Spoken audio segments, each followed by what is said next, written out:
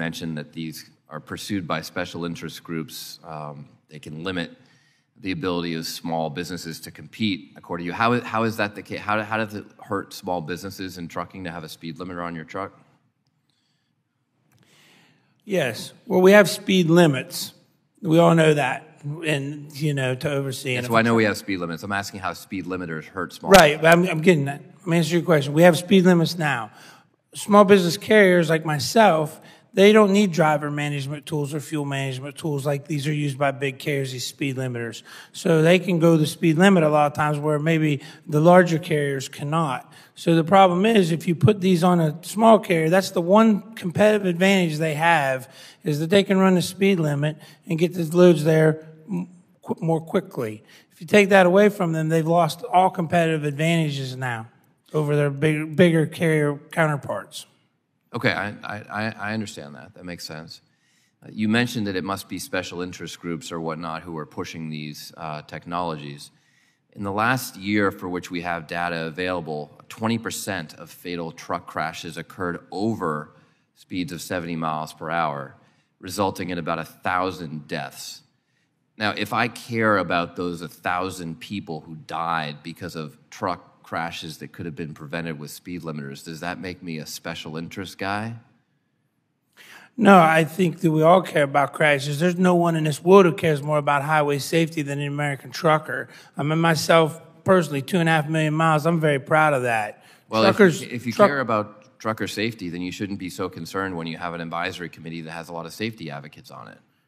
Speeding was a factor in 29% of traffic fatalities in 2022, killing 12,151 people. 12,151 Americans who lost their lives due to speeding. In 2019, the National Highway Traffic Safety Administration estimates that the economic cost of speed-related crashes was about $46 billion. The economic cost to all of us here in America, $46 billion. Mr. Osborne, does reducing the speed of vehicles have an effect on the chance of fatality in an accident? Sorry, Ms. Osborne. In general, when a driver is going at higher speed, their sphere of vision decreases, so they're less likely to spot potential points of conflict.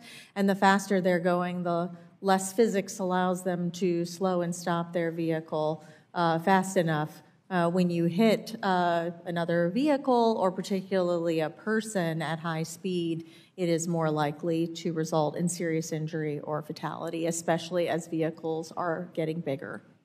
And of course, we just talked about the effect of, the value of speed limiters. It's a technology that's been introduced in Europe with no unintended consequences so far as the studies show. It's a technology that's already been adopted by many truckers here in the United States. But bringing it back to the pedestrian level, which you just mentioned, Ms. Osborne, research shows that a pedestrian is twice as likely to be killed by a vehicle traveling at 30 miles per hour compared to a vehicle moving at 20 miles per hour. So we're going off the highways here with truckers speeding and down to the local level. But how can we encourage these slower speed limits to increase road safety, to literally cut fatalities in half for crashes at that speed? Well, roadway design speeds are often different than speed limits. We design our roadways to accommodate higher speeds than the speed limit theoretically allows, and drivers pick up on that design more than they pick up on the speed limit because you see the speed limit sign every half mile or so, but the design of the roadway is communicating with you all the time. That makes a lot of sense. Build the roadway widely, you get high-speed travel. That's helpful. We're running short on time, so I want to get to a couple more things. Between 1993 and 2017, we increased freeway lane miles by 42%. Congestion delays grew during that same period by 144% over the same period. Ms. Osborne, do you believe that increasing highway capacity helps improve congestion?